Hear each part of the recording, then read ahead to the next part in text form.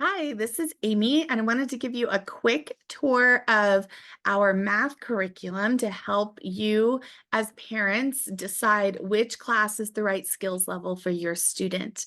So, in addition to our main curriculum and that we use as a guide for when and where to teach different math skills, our teachers will be incorporating in stories about mathematicians, fun stories about kids using math in their everyday life, and a lot of games. We also are using My Math Academy this year, which is a skills-based online game that your children will have free access to. What I really liked about My Math Academy and why I chose it for our program is that it identifies the skills that each student needs to work on or what they're ready to learn next. It isn't tied to grade level in any way. It is 100% based on them playing the game, and then it adjusts with AI technology every 3 minutes so that they are being pinpointed in the skills that they need.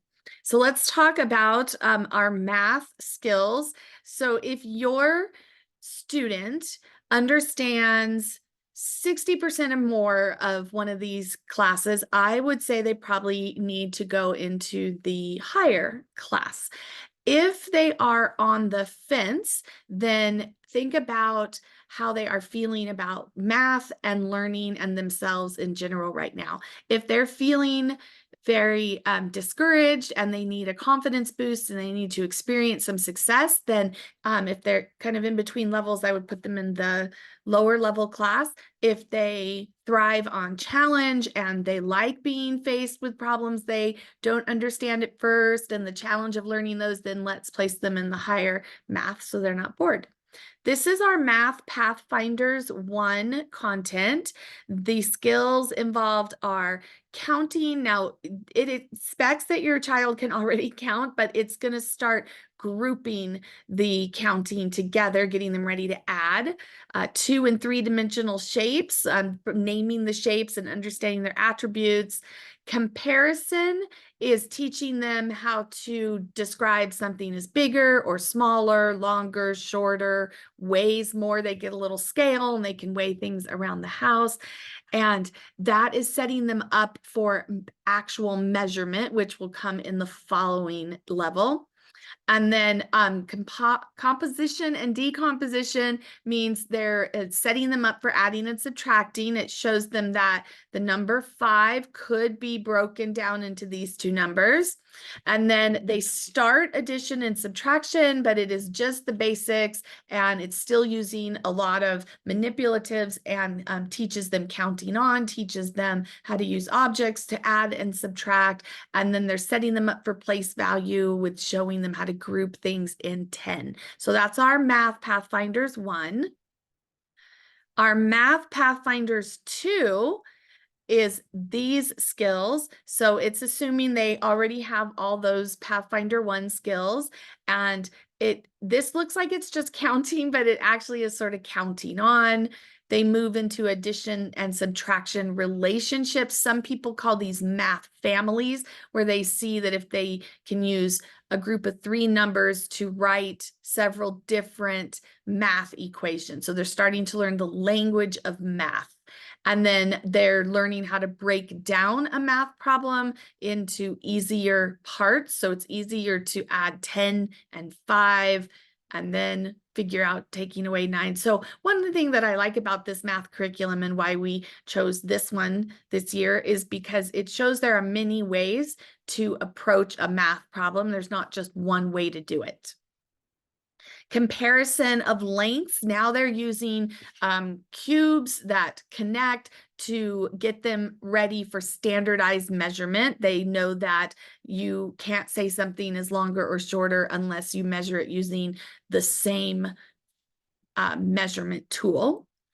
Place value, getting ready to add and subtract. This is helping them understand ones and tens and grouping things and how that helps add and subtract. It's getting them set up to do adding and subtracting with carrying and borrowing. And then they will learn attributes, of shapes and how to create patterns. That is Math Pathfinders 2.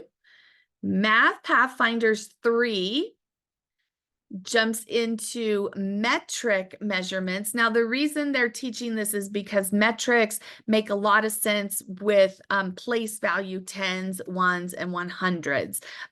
Our standard measurement does not necessarily work that way. So they're going to teach them metrics because they're also teaching them about place value. Addition and subtraction up to 200 is in semester 1, and they show a whole bunch of different ways to add and subtract within 200. There is borrowing and carrying here. And then in semester 2, they're going to add and subtract all the way up to 1,000, meaning hundreds with carrying and borrowing, but they will show them how the place value will help them with that. They are teaching them about shapes, and they're using time to get them set up for fractions. So dividing shapes equally, learning that a part of a whole is called something, and then later they will learn about fractions.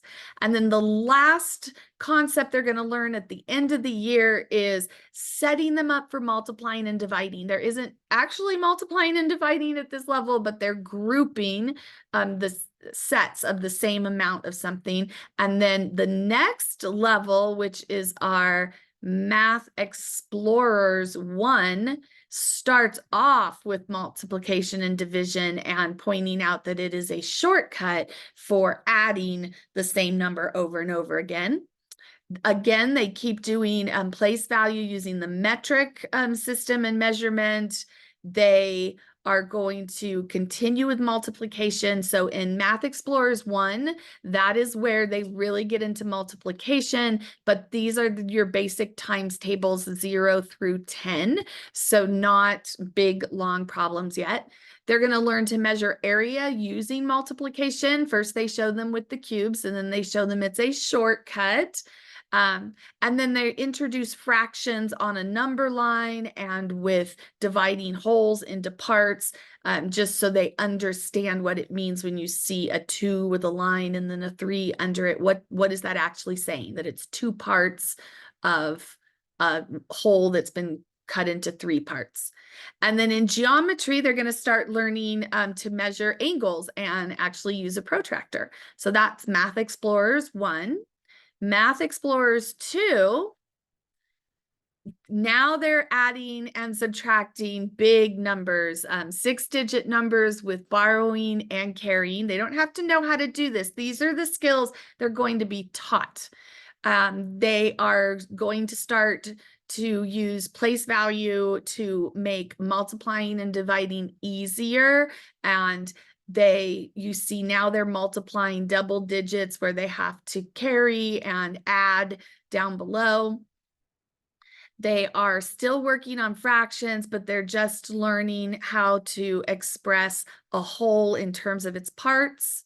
They get introduced to decimals, and then finally they work more with angles, and they also work with coordinate planes. So that, and then Math Explorers 3 is multiplying and dividing big numbers, adding and subtracting fractions. These have common denominators though, so not too crazy. Multiplying and dividing fractions, I personally find that easier than adding and subtracting them. Place value for decimals, so they've learned their ones, tens, and hundreds. Now they're learning their tenths and hundredths. And then using adding and multiplication to figure out surface area and volume. And then learning coordinate planes, how to put points onto a coordinate plane using numbers and why the order matters. What's the difference between 2, 3 and 3, 2. And finally, our highest level of math we offer this year is Math Adventures. Math Adventures assumes that they understand what a fraction is. It assumes they have their times tables what 0 through 10 memorized and that they do know how to multiply multiple digit numbers with adding below to get to an answer. It's going to start off with rates and ratios and percents, which has to do with understanding decimals and fractions, and that 0.67 is also the same as 67/100ths. So it's going to bring that all together. You'll see here that there are long division problems, so it's going to bring that, and they're multiplying and dividing decimals. They're learning about negative numbers, the fact that -3 is the same size as 3 because it is 3 steps from 0, and they'll learn about how to deal with that and then how to plot on a coordinate plane when there is a negative number involved. This is going to Unit 4, which this is in January, so this is the beginning of second semester. They're going to set them up to do algebra by introducing variables and solving for variables and looking at functions. This whole time, this curriculum uses hands-on manipulatives, and it uses many different ways to explain how to approach the math problem. They're going to keep learning about surface area and volume. And then finally, they're going to wrap up the year with statistics, which is just an extension of the data collection measurement that they've been learning so far.